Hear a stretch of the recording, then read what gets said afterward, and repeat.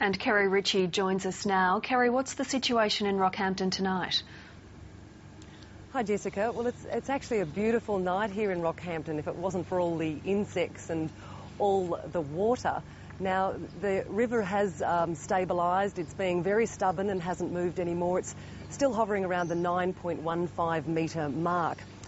So what we're hearing is that the floodwaters are going to stay around for at least another week. The Mayor thinks that the river will drop to 8.5 metres by next Friday, but that's still major flood levels. So people are going to be out of their homes for at least another week. Now, there are 1,200 people who've been evacuated from Rockhampton, so they're going to be having to stay with friends and family and imposing on them and being on their best behaviour for some time yet. Are residents satisfied with the federal government response?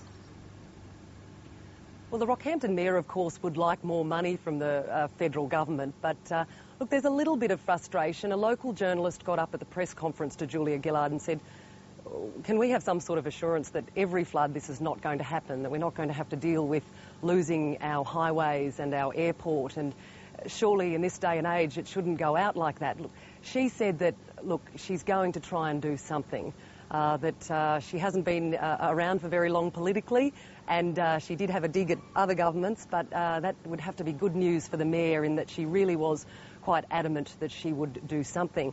Now, Julia Gillard has got to be extremely happy with the way things went here in Rockhampton today. It was a very different situation from what she encountered when she was in Western Australia. She went down to that recovery centre, to the evacuation centre. She sat down with locals.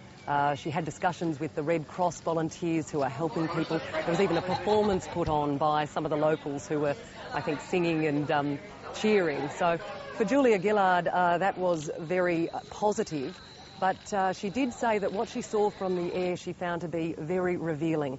So she has to go back now and talk with the bosses of that flood recovery task force and come up with some really concrete ways of addressing things like the airport and the roads and the rail, because that is what Rockhampton wants, assurances that they won't have to go through this anytime soon again.